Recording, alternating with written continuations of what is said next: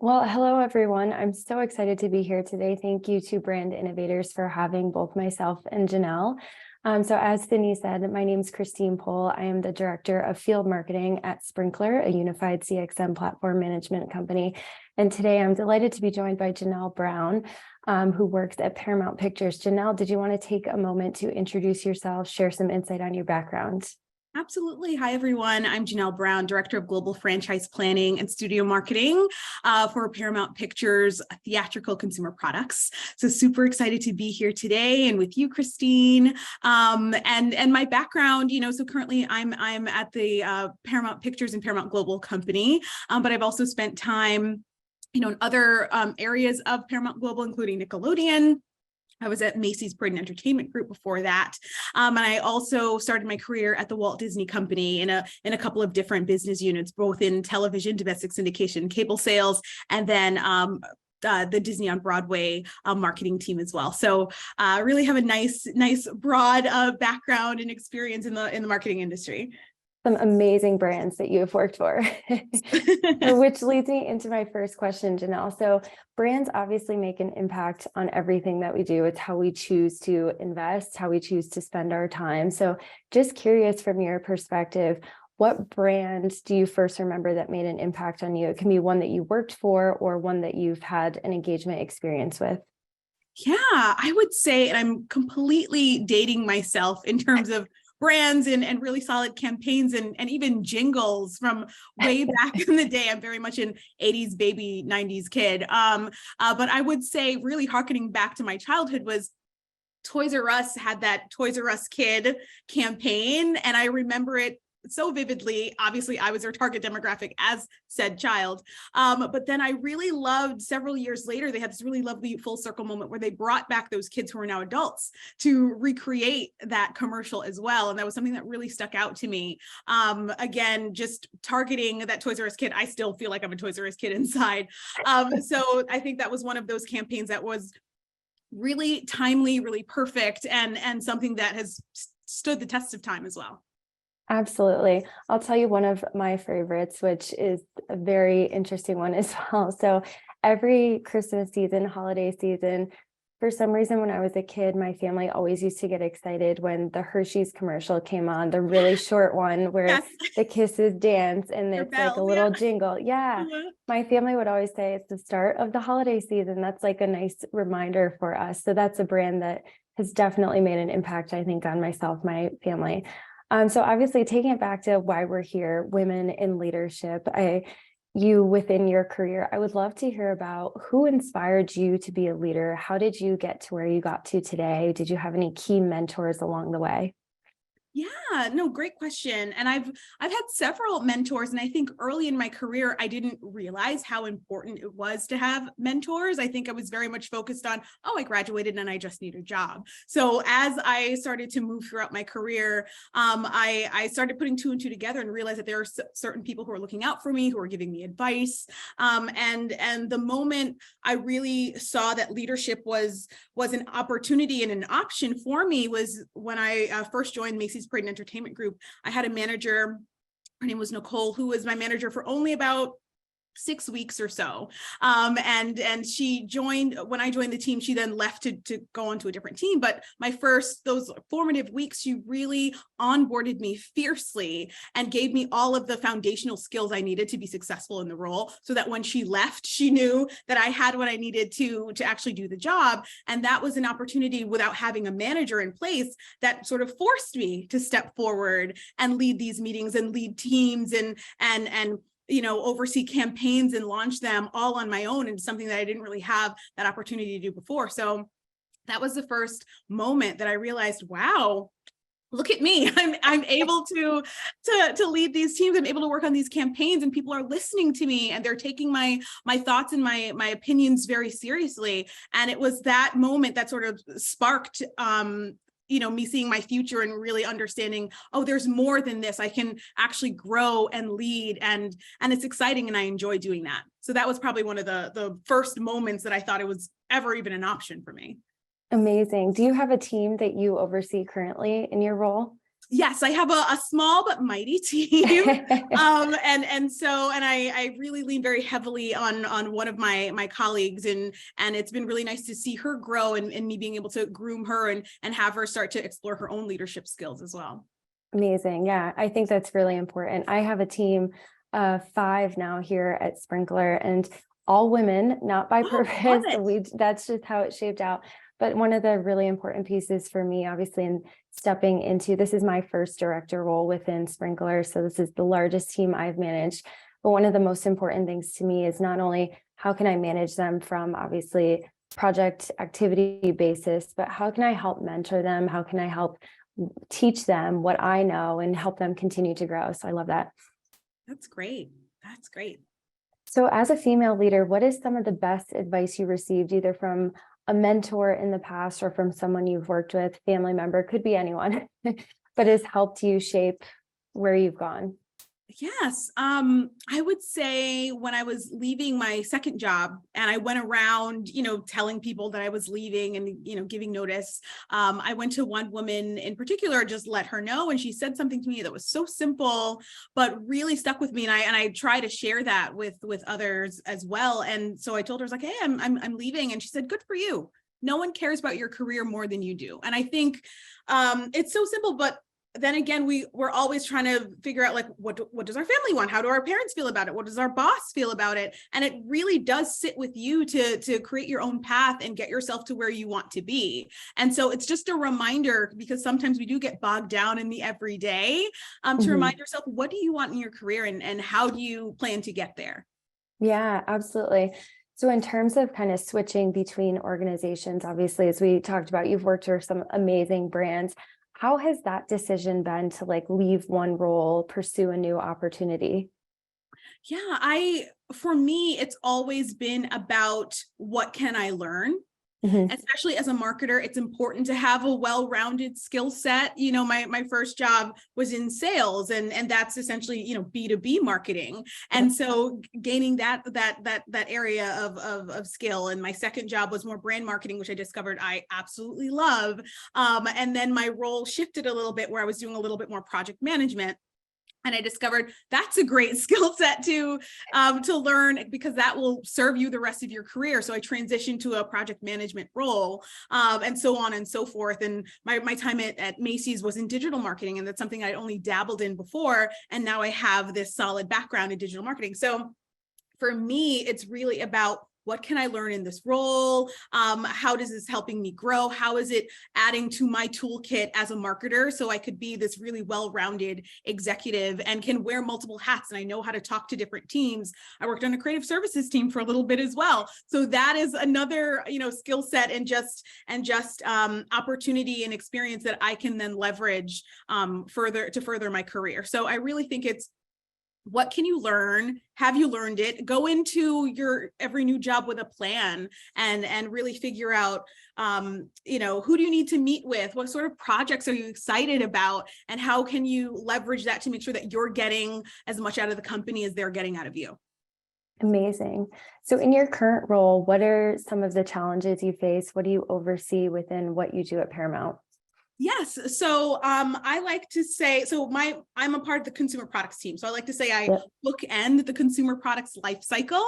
So I come in at the top and develop any sales materials, one sheets, pitch decks, sizzle reels that are used to sell in our movies to licensees and retail partners. So it can be a movie from our back catalog, Godfather, or Mean Girls, or Clueless, or it can be one of our new releases. Most recently, we had Top Gun Maverick, which was a huge hit for us. Loved it.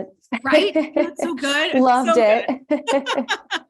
Great. So it's really selling in those movies.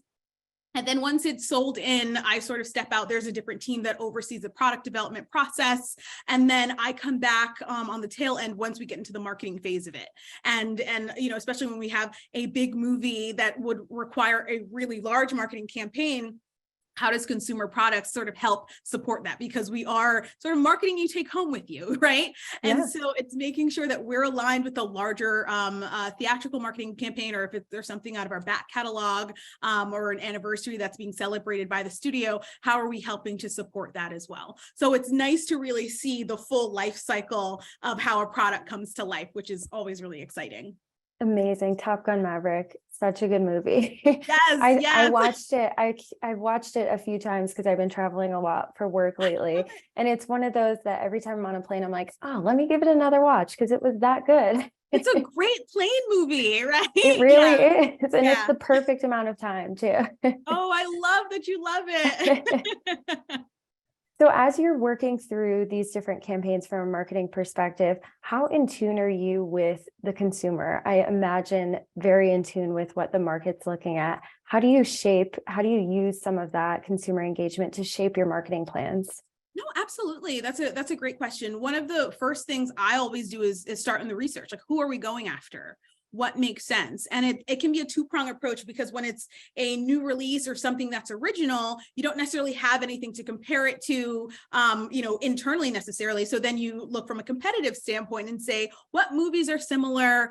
Who are they going after? And how do we look to target that same audience? When it's something from our back catalog, like for instance, we are now in the anniversary year for Grease. Grease turns 45 this year, which is super exciting. And so because it turns 45, we have 45 years of research and information to leverage as we start working on our campaigns.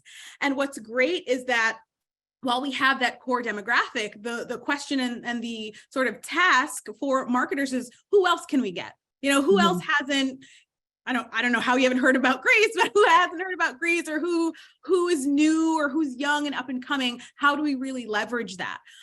So I think that's one of the biggest things for us is really diving into the research and setting our strategy based on that concrete information, while also trying to, from a halo perspective, get new audience members or get new exposure and visibility to an audience or a demographic that hasn't really engaged with our IP in the past. Makes complete sense. And similar to kind of what we look at on the Sprinklr side, obviously being close to more of the customer engagement, customer experience that we work with brands every day on. So kind of bringing it back to more of women leadership, women in marketing leadership, how do you show up at work every day as your true authentic self? Yeah, I love that question, because I feel like everyone's trying to figure out, how do you do that? And I like to remind myself that I am a multifaceted person. So, work Jonelle is slightly different from home Jonelle. But, at the end of the day, it's all still me. It's just a different side of me. So I make sure that I really lean into my professionalism, but also sprinkle my personality in there as well, because so much of what you do at work is relationship based. So you want to make sure that people get to see the real you while still keeping it professional and above board. I feel like the last 2 years or 3 years at this point of COVID and working at home has gotten us a little casual sometimes. So it is important to put back on that professional lens. So that's something that I take very seriously. I also like to dress a certain way for work. I love a good blazer. So I think that also helps my personality shine through while keeping that professional sort of shine in place as well. Yeah, I think that makes complete sense. For me, I think when I was younger in my career, first starting out, I felt I had to always portray a certain, I don't even know what the word would be, but I had to have a certain portrayal when I came across at work. And I think now that I'm moving later into my career, I'm a new mom. I have an 18-month-old at home. So thank you. Life is chaotic. Work-life balance is real and it's hard. But I think for me, one of the things this past year and having a son has really helped me with is showing up as my true authentic self and figuring out how to have boundaries between work and home life, because that is so real and important.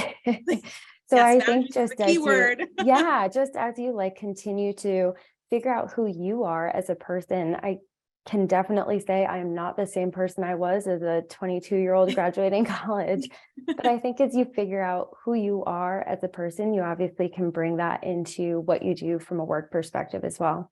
Absolutely. And we shouldn't be the same people we were at 22 No. to now. We're growing, we're changing, we're learning a lot, we're navigating a new world. So it's important that you remember who that person is or who that young woman was, but also are now coming into your own, which is always terrific.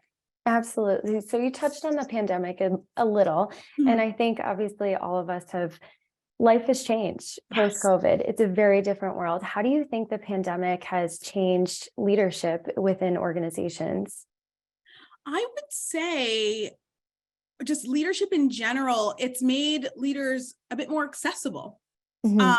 and I think Zoom has done that, because even me personally, I've been able to attend meetings that in the past or pre-COVID, I would have never been able to either A, be invited to, or be able to join in any way, shape, or form, where Zoom is really sort of that equalizer for everyone. And I think it's nice that leaders are able to have these, either town hall meetings or something that comes directly into your home, and you're able to get that visibility and access to them, even if it may not be directly one-on-one, you now are able to see them in a new light. So I really think the accessibility in this Zoom world, or now hybrid world, has actually helped in a lot of ways, that you can now get access to your leaders who before were, in that really lovely corner office or sitting on another floor in your building. Now you get to see them a little bit easier and more accessible more often, which has been, I find it really nice, a nice touch. I think it's made everyone a little bit more human too. Mhm. Like it's not someone sitting in that corner office. Like I know for us here at Sprinklr, our CEO is very accessible, is very down to earth. And I think that's one of the things that culturally I really liked about the organization, was that it didn't feel corporate. It didn't feel Mhm. stuffy to that degree. So I think the pandemic has helped make a lot of organizations more human. Yeah, that's great. So explain to me, was there a pivotal career changing moment within your career so far that has helped you get to where you've gotten to, or that you're very proud of? I would say, and I know I touched on this earlier, is my time at Macy's and being able to have sort of forced into a leadership role, because I didn't have a choice. My boss wasn't there anymore, so I had to really step up. I think that was the moment that really showed me what I was capable of and what I could do, and I harken back to that every once in a while. And it also taught me how I like to be onboarded as well. When Mhm. I start a new opportunity, it taught me to speak up for myself. It taught me that I can learn the job on the job. There was a lot that was really more of a digital marketing role, and I'd only had limited digital marketing experience, but my manager hired me solely on potential. And she said that to me. She said, Jonelle, I know you didn't have this experience, but I knew you could learn it. And so because she took that chance on me, it allowed me to discover a new side of myself. And so I think that was really the catalyst that sort of set me on my current path to realize, look, I may come in and not know 100% of everything, because I feel like as women, we feel like we have to know everything and we don't really give ourselves grace to learn and grow. And that was the opportunity in the moment to say, like, you don't need to know everything, because you're capable, you're more than capable of learning how to do this and then excel at it as well. And so I think that was something that was really important to me. And I cherish my time there, because it really helped elevate me in a way that I never thought was an option for me before. Yeah, absolutely. I know when I've been hiring people into current roles recently, as I said, I just have a fully staffed out team, which is very exciting for me. But one of the things that I've looked for is not only do they have the skills that they need Mhm. to achieve kind of the basic level goals of the job, but also do they have the potential to grow and really learn something? Do they have the desire to want to learn more? That's something that I feel like is always good to see, because it helps not only your you as a manager, but it helps empower them to kind of be their true self. Absolutely. Absolutely. I love that. So, what advice would you give your younger self, or to someone just starting out from college? I would give the advice I would give, and it's something that I didn't know. I thought it's silly looking back on it now, but my family's from another country, so no one in my family works in corporate America in the capacity that I did. So I didn't have anyone to help sort of guide me. So when I got my first job, I thought that this was it. I was like, oh, okay, well, I saw on TV that you get a job and you stay there for 30 years and you retire and that's it. But I knew sales was fine, but it wasn't really what really excited me. And it wasn't until later when I was observing other colleagues who left the company, I was like, oh my God, people leave. They don't stay forever. They go to other jobs. And so that was like something that really sparked a little, light bulb moment in me. So the advice I would give to young people and young women in particular, starting out their roles, is your first job is not your forever job. It's okay. Like if you love it, great. And then figure out how you can grow and learn as much as you can. But if it's a foot in the door or more experience on your resume, that's absolutely fine too. And so, in the past, I've been mentoring young women and I always try to remind them like, look, it's okay if you don't absolutely 100% love what you're doing now. It's not forever. Learn as much as you can from it and then transition to get yourself closer to where you want to be. Yeah, I love that. And it kind of builds on my next question for you. So I think you being a mentor, obviously I have a team of people that I mentor as well. How can we as female leaders continue to encourage them to opt in for potential leadership positions as they arise? I would encourage women to look out for one another, to take other women under your wing. That's been beneficial for me. And I've also had, men help guide me and give me advice as well. So I think it's important to look out for each other, mentor, groom. I have a friend and who's a dear friend and a mentor who sends me books and articles and just unsolicited because she thinks it's important for me to know. And so I take that very seriously and I try to do the same for the women, the young women in my life and the mentees who have come across my path to make sure that I'm supporting them and figuring out what do they actually want and making them feel okay to want that. And then working on them to put a plan in place to get them there, even internally, because again, as I said, it's okay that you might not want to be in this position forever. That's fine. How do we get you to where you want to be as well? Yeah, absolutely. Makes sense. So one other question I had for you, how did you navigate some of like the corporate America power structures early in your career versus now later in your career? How did you navigate some of that and deal with adversity? Yeah, early in my career was tricky because, like I said, I didn't really have a lot of people to help guide me. So I made mistakes. I was very much heads down, just get your work done, and people will recognize how hard you work. And it took me a few years to realize like no one's recognizing how hard I work. I'm just getting the work done. How do you continue to elevate yourself? And then it wasn't until as I continued along in my career path, I realized, oh, there's also the visibility factor. And it's also about who knows you, what relationships are you building? And so that's something that I take very seriously now, having a friend before you need a friend as well, and making sure that the right people are aware of who you are, what you do you do it well? Because you only want to be known for the good stuff, right? Yeah. And continuing on that path and really growing your network and nurturing your network also. So I think that's something that it took me a little too long to find out, but now that I know, it's something that I try to apply to my career. Yeah. And I think the other side of that too is being your own self-advocate and speaking up when you need to speak up, like you said, because I remember when I first started in my career, I was in a marketing development program right out of college at a tech company, and I was the only girl. It was all men. Oh, wow.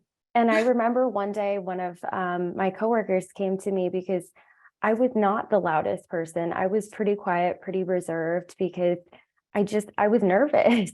It's hard at that point when you're first learning out. But he came to me one day and he's like, wow, you're kind of like the silent overachiever. He's like, we don't hear from you, but you do an amazing job. And at that point, it was a pivotal moment for me because I knew I was doing a good job personally, but I wasn't the loudest. And I didn't feel like I needed to be the loudest on every call and on every presentation. But him saying that made me realize I had to advocate for myself and nobody else was going to do it for me. So I could be a shining star on paper as much as possible, but unless I was really building those relationships and helping to kind of elevate myself, it was not going to happen overnight. No, and I think, and to that point, I feel as though, especially women and young women, sometimes we mistake work for school, because at Yes. school you can be quiet, silent, type in, submit your papers, get your assignments done, get those A's, get on the dean's list, and you're recognized for your work without having to shout it from the rooftops. Whereas in corporate America, you do have to really, toot your own horn. And so often we're told that it's shameful or embarrassing, we shouldn't do that, but that is how you get ahead, honestly. So I think that I'm glad you got that piece of advice. learned it, Yes. did not receive it. But yeah. So what's something, this could be podcast, song, quote, anything. What's something that motivates you and helps you on a daily basis achieve at the level that you're achieving? Oh, wow. I have a playlist within my iTunes called You Got This. And I love that. It has a variety of, upbeat songs, inspirational songs, fun songs. So I usually put it on shuffle when I need like that extra boost of inspiration and just fun, and it just makes me happy. So my You Got This playlist really, really helps keep me motivated. I love that. One of my coworkers, she always plays the song Higher Love, the remix one that's pretty new. Oh, with anytime, yes. Anytime she's like, she needs a pump up, she is having a bad day, that's how she turns it around. I love it. Music can definitely help do that. Yes, I feel like I should add that song to my playlist because I have it in my iTunes. I'll throw it on there. Definitely should. So another question for you. How do you put yourself first and practice self-care? I feel like, especially in the post-pandemic world, a lot of people, the lines are very blurred between work life, personal life, and balancing everything. How do you put yourself first, take care of yourself, and still work on developing yourself? Yeah, no, that's great. And you're absolutely right. The lines are very much blurred. And honestly, I could probably do a little bit better with enforcing my boundaries. Because, as you think back to pre-pandemic, you got to leave work at work, and now that we're here, you can jump on the earlier call, or you can stay later, to take the evening call because you're at home and people know that you're a little bit more accessible. So I've been trying to block time on my calendar, really protect the hours of my day, especially because my role is global, but I'm in Los Angeles. And I used to be in New York, and people were used to me in the New York office. So I started blocking those early mornings because people wouldn't think and put me on a 6 a.m. call. And I'm like, my goodness, I'm still asleep at that time. So, it's really trying to protect my calendar, protect my time, block it as much as I can, and then take walks when I need a break. Just away from the computer, getting some fresh air, getting some sun now that it's finally stopped raining in LA, and just, take some time for myself. And then also in the morning, I have a morning routine where I sit and I journal.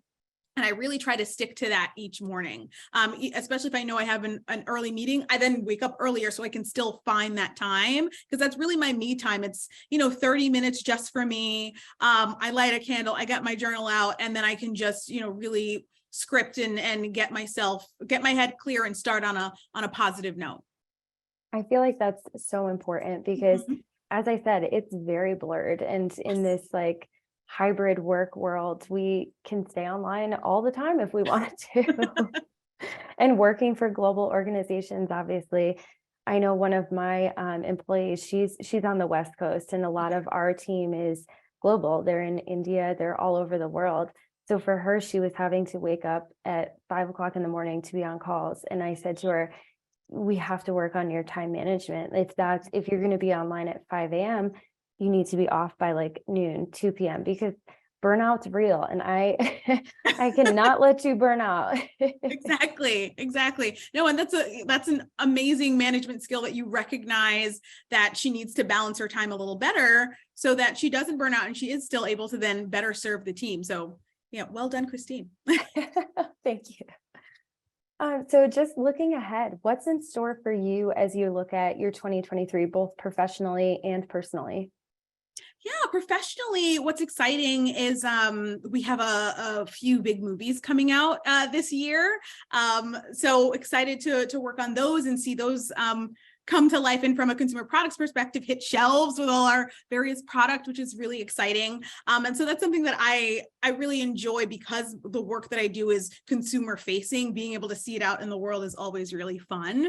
And then personally, I'm trying to sneak in a little travel this year, now that the world has been opening up more and more. If I can get a few, miles, under my belt and see some places. I have a friend, we're planning a trip to Greece, and I've never been to Greece. So I'm like thrilled to death to get that trip planned. So those are probably the two big things. And again, that's like balance. It's getting those big projects out the door for work, but then having a vacation to look forward to and something fun in my future as well. Any new movies you can give us a sneak peek on? I'm just Well, kidding. no sneak peeks, but we know that the sequel, and I'm sure now that you have a little one, you're probably very familiar with Paw Patrol. The sequel to Paw Patrol, the Mighty movie, comes out this fall. So that's something that might be a perfect first movie for your son. And then we have another big hit, the new Teenage Mutant Ninja Turtles movie, Mutant Mayhem, comes out this summer. So thrilled to death to see those come to life. Those are going to be two really big titles for us, and hopefully all the fans all over the world will come out too for that. Awesome. So one more final question for you as we're starting to wrap up. What factors do you think impact a woman's ability to lead others? Because I think as we're talking about women in leadership, and you and I in the roles that we're in, I think this one's really important for us to kind of discuss, figure out. Yeah, I would say there are a couple of things. Visibility and accessibility, because if people, as we were saying not too long ago, people don't know who you are or what you do, no one's going to think about you in a leadership role. So visibility is something that's so key. I would also say relationships, because as you progress in your career, or if you're looking to get to the C-suite or that corner office, those roles aren't necessarily posted on job boards or on LinkedIn or anything. People are poached for those. They're approached, they're headhunted, or, someone knows someone else who's interested, and it comes that way. So it's making sure that you have your network really solid. You have those really great relationships, and people know what you're looking for and what you're interested in. And then I would say training. That's really key. And I wish I saw it more, just, especially identifying people who want more and who want those leadership opportunities, giving them the opportunity to be trained, because there are certain skill sets that you may not always have, or you may not know are key to moving up into those higher ranks. And I think if there are some really solid training programs in place, either internally through your organization or externally that you can sign up for on your own, those really will help from a skill set perspective. I took a training prior to being promoted just on my own, and I learned so much about what it means to shift your mindset from being an individual contributor to overseeing a team of contributors, and what that means in terms of letting go of things that you may have loved to do or were comfortable doing, and being okay with someone else doing it, and being okay with the way they do it. Right? Because just because they do it differently doesn't mean it's wrong. And then figuring out, what does your responsibility look like now overseeing a larger team? So I would say visibility, accessibility, relationships, and training are probably those 4 key factors for women looking to move up in their career. I love that. And I love the point you just made, because I think as I moved into a leadership role, that was definitely a hard part for me, because I had to, you almost feel like you have to like relinquish control and let other people sink or swim on their own. And I think for me, that was the hard part, because I had a way that I did things. I had a way, we execute a lot of events, and I knew kind of, this is how a trade show should look, and these are the steps we have to take. But for me, it was, this is the team I've hired. I know they're capable of doing the job that I hired them to do. So let's let them do it, let them figure it out. And if they need me, they'll come to me. So I think for me, that was the big shift that I had to make, moving from individual contributor to manager. Yeah. So before we wrap up, Jonelle, anything else you want to share with the group or whoever's watching this? No, This was great. And I'm glad we had this platform and this forum to share about just women in general. I think it's important that we support each other. Sometimes it can feel sort of competitive, but at the end of the day, there is room for all of us. And we should really look out for each other, raise each other up, lift as we climb, and just make sure that we're setting everyone else and ourselves up for success as well. So it's just important that we continue to have these dialogue and support other women in positions of power, especially those who want more out of their careers as well. So I'm just so thrilled that we had this conversation. Absolutely. Well, thank you so much for joining me today. This has been a great pleasure of mine. And thank you to Brand Innovators